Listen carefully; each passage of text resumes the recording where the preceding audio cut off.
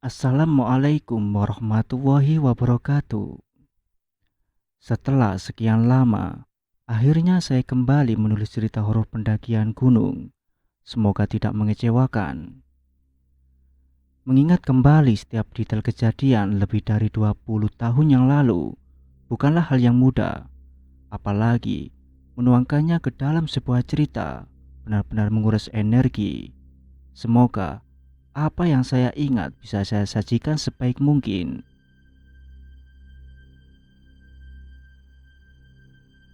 Bulan Februari tahun 2000, entah tanggal berapa, tapi yang pasti ini adalah masa akhir tahun Hijriah dan akan memasuki awal tahun, yaitu bulan Muharram atau bulan Suro dalam penanggalan Jawa, di mana banyak dipercaya sebagai bulan sakral yang akan banyak aktivitas alam gaib pada bulan ini. Aku dan beberapa teman di organisasi pecinta alam yang belum lama kami bentuk merencanakan pendakian ke Gunung Sindoro pada malam 1 Suro. Bukan tanpa alasan, karena tanggal 1 Suro juga merupakan hari libur nasional. Maka, kami memanfaatkan hari libur ini untuk pendakian gunung. Bukan alasan-alasan lain, apalagi yang berkaitan dengan hal gaib. Kami bukan kelompok yang menekuni dunia mistis dan sejenisnya. Gunung Sindoro kami pilih karena kami memiliki kenalan yang berasal dari kaki Gunung Sindoro. Sebut saja namanya Sandi. Bukan dari desa di mana jalur pendakian resmi berada, tetapi dari desa temanku tersebut juga ada jalur menuju ke puncak.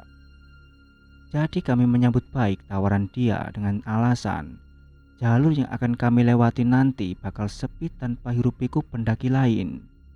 Dan pastinya akan ada tim yang mengawal pendakian kami hingga ke puncak. Jadi, kami tidak perlu khawatir terjadi hal buruk, terutama tersesat. Beberapa hari menjelang keberangkatan, ada sedikit insiden dengan kelompok lain yang juga tergabung dalam satu forum pecinta alam di kotaku. Mereka berniat menggagalkan pendakian kami dan ingin mengalihkan ke kegiatan lainnya dengan dalih kami adalah anggota forum dan harus mengikuti kegiatan forum. Tapi dengan tegas, kami menolaknya. Kalaupun kelompok kami dikeluarkan dari keanggotaan pun tak masalah, ujarku. Dan lucunya, tanpa konfirmasi sebelumnya, ternyata mereka malah ikut dalam pendakian kami dengan langsung menyusul ke lokasi. Inilah awal mula kekacauan yang nantinya terjadi karena minim koordinasi. Singkat cerita, kami pun berangkat menuju ke rumah temanku di salah satu desa di kaki Gunung Sindoro. Sore menjelang petang, kami semua sudah sampai di lokasi. Selanjutnya, kami menyebut rumah temanku tersebut dengan base camp. Usai beramah-tamah dengan anggota keluarga lainnya, kami beristirahat sejenak karena pendakian akan langsung kami mulai malam ini juga. Sekitar jam 9 malam, kami sudah bersiap untuk mulai mendaki Gunung Sindoro. Tentunya beserta personil tambahan yang menyusul kami tadi. Tapak demi tapak kami ayun merayapi punggung Sindoro dengan pelan namun pasti. Usai meninggalkan pemukiman penduduk, kami mulai memasuki area perkebunan warga yang biasanya ditanami tembakau. Udara dingin kini terasa semakin menusuk, diiringi dengan butiran tipis rina yang turun sejak sore tadi. Tidak deras, oleh karenanya kami tetap bergerak untuk melanjutkan pendakian. Semua percakapan aslinya menggunakan bahasa Jawa, tapi saya langsung menuliskan dengan bahasa Indonesia supaya tidak repot menerjemahkan. Nanti, kalau dengar suara gamelan biarkan saja. Sudah biasa warga sini ada acara di malam 1 Suro, ucap Sandi padaku. Posisiku saat ini berada di depan bersama Sandi sebagai penunjuk jalan. Bersama denganku juga ada Anton. Sedangkan yang lain mengekor secara berurutan ke belakang. Aku tidak tahu pasti berapa total peserta dalam pendakian ini. Yang jelas lebih dari 30 orang yang merupakan gabungan dari beberapa kelompok. Mendengar ucapan Sandi tadi, aku tidak begitu memikirkannya. Mungkin dia hanya mengingatkan supaya aku dan yang lainnya tidak kaget apalagi takut. Jika nantinya mendengar suara gamelan, karena hal itu sudah biasa. Saat kami sampai di ujung area perkebunan dan hendak memasuki area hutan, tiba-tiba Sandi menghentikan langkah kami. Dia lalu memandang ke arah seberang lembah di samping kanan kami. Aku pun mengikuti melihat ke arah sana. Ternyata di atas punggungan seberang sana ada orang berdiri sambil merokok. Orang itu lantas berteriak kepada kami, "Jangan lewat situ, kalian salah jalan. Nanti kesulitan kalau mau kembali," ucap seseorang di seberang sana. "Terus lewatnya mana, Kang?" jawab Sandi. "Ambil kiri, turun sedikit lalu memutar. Nanti kalian ketemu jalan naik," ucapnya lagi. "Terima kasih, Kang," jawab Sandi lagi. Sebelum kami kembali bergerak, Sandi memanggil adiknya yang saat ini berada di barisan belakang. Sebut saja namanya Yono, untuk menggantikan memimpin di depan sebagai penunjuk jalan. Yono pun menerima tugas dari kakaknya dan segera mengajak kami semua melanjutkan pendakian. Sebelum mulai berjalan, aku sempatkan kembali melihat ke arah orang yang menunjukkan jalan tadi. Ternyata orang itu sudah tidak ada di sana. Dan belakangan saat pendakian ini usai, kami baru menyadari bahwa yang menunjukkan jalan kepada kami sebetulnya bukan manusia. Bagaimana tidak? Secara logika, apa yang dilakukan penduduk malam-malam begitu di kebun? Apalagi ini bukan musim tanam tembakau. Tapi bagaimanapun juga kami tetap berterima kasih kepada makhluk itu karena telah menunjukkan jalan kepada kami. Sandi pun mengamini pendapatku. Sejak awal sampai di lokasi itu, dia sudah merasa bahwa kami salah jalur. Lalu dia merasa ada yang memanggil dari seberang lembah. Ternyata ada seseorang berdiri di sana. Dan perlu diketahui, Sandi merupakan warga asli kaki Gunung Sindoro. Jadi tidak heran jika dia memiliki kepekaan lebih terhadap hal gaib. Apalagi orang tua dan leluhurnya merupakan salah satu tokoh masyarakat yang disegani di desanya. Usai mengikuti petunjuk jalan dari seseorang tadi, akhirnya kami bisa kembali ke jalur pendakian. Yono meyakinkan kami bahwa benar ini adalah jalur pendakian. Masih tetap di barisan depan, Yono, aku, dan Anton tetap mengayuh langkah dengan pasti. Sesekali kami berhenti sejenak menunggu barisan belakang yang terkadang tercecer karena beberapa peserta mengalami kelelahan dan meminta beristirahat, terutama peserta cewek. Ritme pendakian yang demikian membuat kami menjadi terlalu lama berada di jalur dan secara otomatis lebih menguras tenaga. Dalam situasi seperti ini, ego kami sebagai pemuda yang memiliki semangat berapi-api menjadi meningkat. Aku dan Anton mengusulkan untuk terus berjalan meninggalkan rombongan belakang supaya bisa segera sampai di puncak. Toh, beberapa kelompok sudah memiliki pemimpin yang lebih senior yang bertanggung jawab terhadap kelompok mereka masing-masing. Yono menyetujui pendapatku. Setelah berkoordinasi singkat dengan Sandi, kami memecah rombongan menjadi dua bagian. Bagian pertama yang memiliki stamina prima terus melanjutkan pendakian tanpa menunggu rombongan lainnya, dipimpin oleh Yono. Sedangkan bagian kedua juga terus berjalan sesuai ritme mereka tanpa meminta ditunggu oleh bagian pertama. Tapi dengan syarat, di setiap bagian rombongan harus ada pendamping dari tim lokal, dan Sandi memimpin di bagian rombongan kedua. Bersama kelompok yang memiliki kondisi fisik dan stamina prima, aku bisa dengan cepat melipas tanjakan demi tanjakan punggung Sindoro untuk segera menggapai puncaknya. Hingga suatu ketika, rombongan kami telah sampai di bagian hutan Gunung Sindoro yang masih cukup rimbun dengan dominasi pohon melanding yang tidak terlalu besar namun cukup tinggi.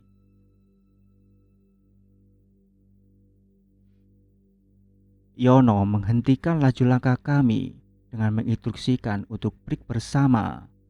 Mengingat kami sudah cukup lama berjalan dan beberapa orang juga sudah mulai terlihat kelelahan meski mereka tidak mengakuinya karena gengsi. Break kali ini kami tidak membuat kopi, hanya menikmati air putih dan rokok karena memang kami tidak berniat untuk berlama-lama di sini. Saat kami sedang asik ngobrol, tiba-tiba sayupku dengar suara gamelan khas pertunjukan wayang. Kami semua saling pandang dan terdiam, artinya kami semua mendengarnya. Tenang, itu desa sebelah memang ada pertunjukan wayang setiap malam 1 Suro, ucap Yono memecah kesunyian. Kami pun lega, artinya suara gamelan ini bukan berasal dari dunia gaib. Setidaknya begitu pemikiranku. Dirasa sudah cukup istirahat, kami sepakat untuk melanjutkan perjalanan. Saat kami hendak beranjak, salah satu temanku yang bernama Diki menemukan sesuatu tergeletak di tanah terinjak olehnya. Diki meraba bagian bawah sepatunya dan menemukan suatu benda. Setelah diambil dan diamati, ternyata benda itu semacam keris kecil sebesar telapak tangan dengan bentuk mirip salah satu tokoh pewayangan. Tetapi kami tidak mengetahui bentuk tersebut tokoh siapa. Aku sempat ikut memegang benda tersebut, dan ketika berada di tanganku, aku merasakan ada semacam sentakan energi yang keluar dari benda itu. Bawa saja, tidak apa-apa. Jika memang itu rezekimu, benda itu akan terus ikut denganmu. Tapi jika bukan, dia akan hilang dengan sendirinya, ucap Yono kepada Diki. Tapi gunanya untuk apa ini, Mas? Tanya Diki. Aku juga tidak tahu. Kalau memang ada manfaatnya, biasanya nanti kamu akan tahu dengan sendirinya, jawab Yono. Mengikuti saran Yono, akhirnya Diki membawa benda tersebut dengan memasukkannya ke dalam ranselnya, dan kami pun bergegas melanjutkan pendakian. Pendakian pun kami lanjutkan. Malam semakin pekat dan aura mistis gunung ini jadi semakin menebal.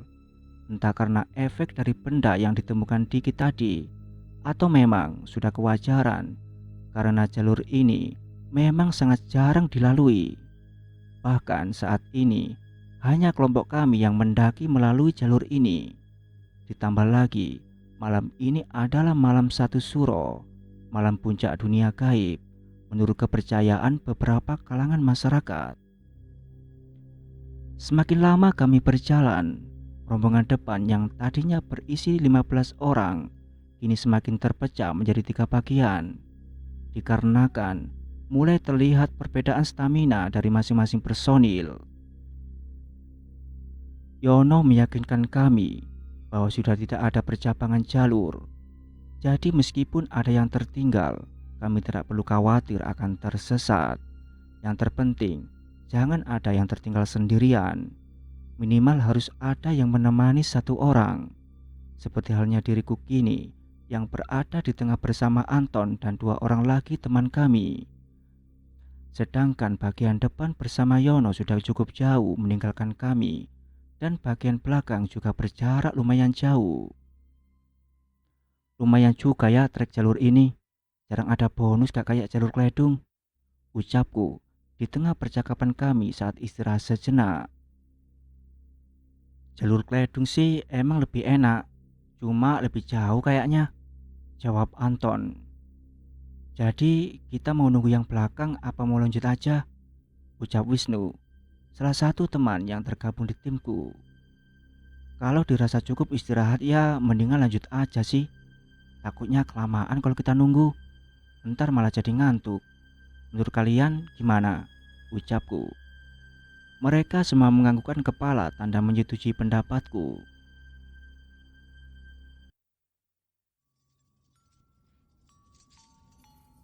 Saat kami hendak beranjak, lagi-lagi kami kembali mendengar alunan musik gamelan. Kali ini suaranya terdengar lebih jelas, seolah berada tidak jauh dari tempat kami. Kami berempat saling pandang. Mungkin kami memikirkan hal yang sama, yaitu suara gamelan ini bukan berasal dari salah satu desa di kaki gunung ini.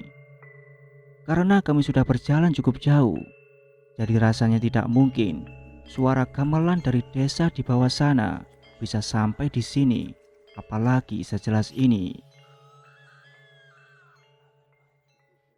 Jalan aja yuk Ton, jangan kelamaan di sini, dingin, ucapku setengah berbisik kepada Anton.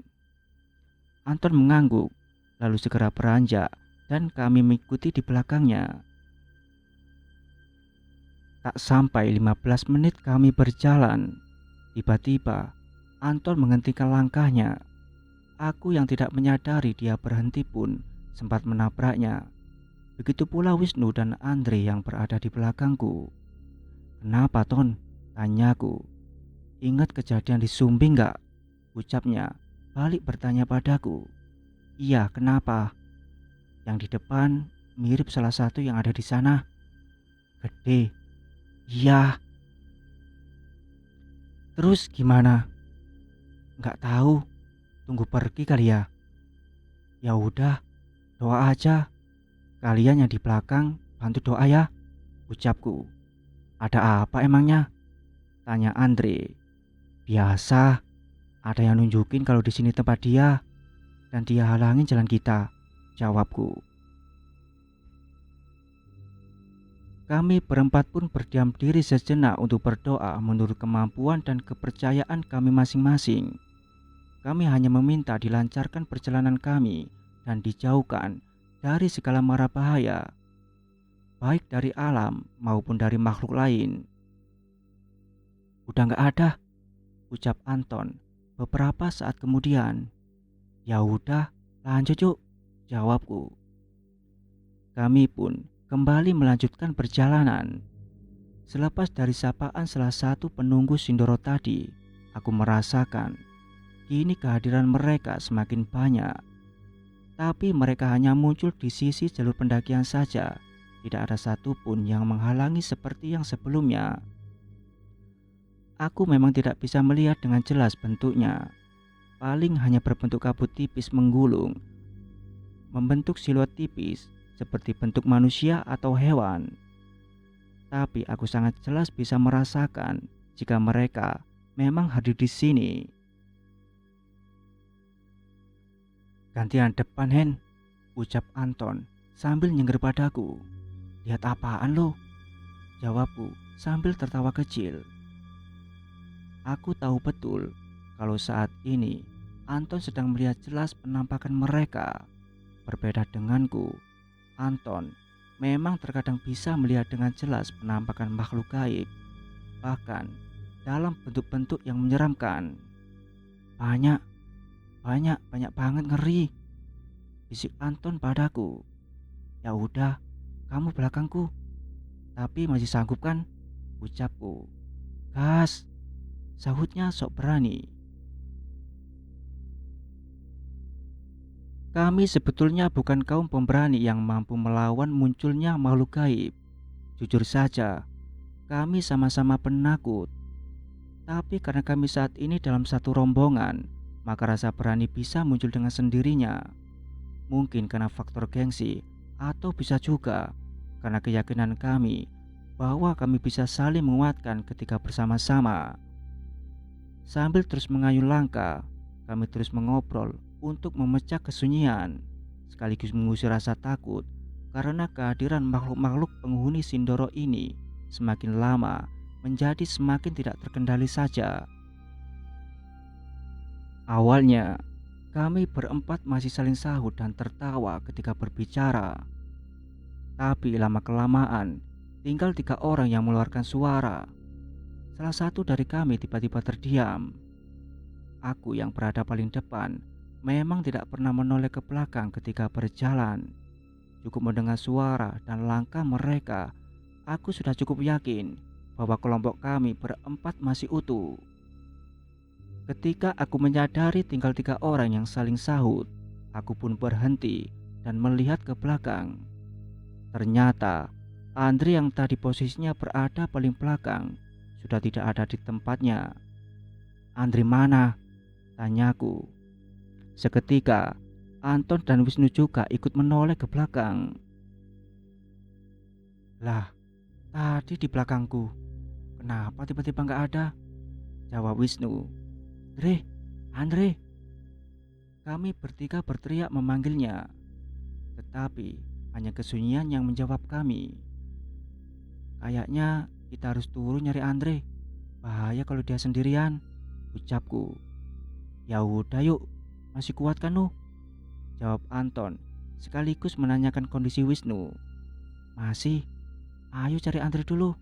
Takut ada apa-apa," sahut Wisnu. Kami bertiga pun turun menyusuri jalur yang kami lewati tadi. Tapi hingga hampir sampai di lokasi saat kami istirahat sebelumnya, kami belum menemukan Andre. Aku merasakan ada suatu kejanggalan di sini. Aku pun berusaha tenang, lalu merekonstruksi ulang awal mula perjalanan dari saat kami terakhir kali istirahat tadi. Tadi, kami kembali melanjutkan perjalanan saat mendengar suara gamelan.